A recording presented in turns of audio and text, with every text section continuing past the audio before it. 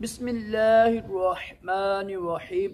फरमान मुस्तफ़ा सल्लल्लाहु ताला अलैहि वसल्लम, जो मुझ पर एक बार दुरूद पड़ेगा, अल्लाह और उसके फरिश्ते उस पर 70 रहमतें नाज़िल करते हैं। सल्लु अल हबीब। नमाज में हर आयत पर बिस्मिल्लाह शरीफ पढ़ना भी सुन्नत मुबारक है। फ़र्ज़ इल्म के लिए दावत सलामी के मदनी काफ़िले में सफ़र करें, हफ्तावार सुन्नतों बड़े इज्तिमा में शिरकत किया करें। इंशाअल्लाह आज मैं आपको राशिद अत्तारी रूहानी इलाज लेकर पेश खिदमत है। आज मैं आपको बताऊंगा कि जिनके गुर्दों में या पीते में पत्थरी बन जाती है ना, पत्थरी का रूहानी इलाज बताऊंगा। अल्हम्दुलिल्लाह गुर्दों की पत्थरी के लिए मैंने नुस्खा भी पेश किया है नूर दवाखाने में ना, जो मेरा उसमें चेक कीजिएगा, देसी इलाज भी सारा कीजिएगा। तो रूहानी इलाज ये है, जिनको गुर्दे की पत्थरी होती है ना, वो बर्तन ले लें, पानी वाला बोतल ले लें पानी की ना, कोशिश करें कि फिल्टर का पानी, साफ पानी हो।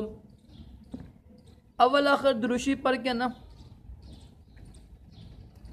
सूरत बकरा है ना, सूरत फातिहा के बाद सूरत बकरा है, कुरान पाक की दूसरी सूरत है। जो सूरत बकरा की आयत नंबर 74, 70 और 70 4 74, तो 74 आयत नंबर पढ़ के ना आपने उस पर फूंक मार दे। और करना ये आपने कि यही पानी जो है ना रात तक, शाम तक पीना है आपने। सुबह फजर की नमाज के बाद कितनी बार पढ़नी है ये आयत? ये आपने पढ़नी है 40 और 1 41 बार आयत पढ़नी है। अव्वल आखिर दुरूद शरीफ पढ़ लें। दुरूद शरीफ ना भी ना लिखा हो, ना भी ना बताएं हम, तो अव्वल आखिर दुरूद शरीफ लाजमी पढ़ा करें। कोई भी रूहानी इलाज, कोई वजीफ़ा पढ़ना हो ना, तो दुरूद शरीफ लाजमी पढ़ते हैं।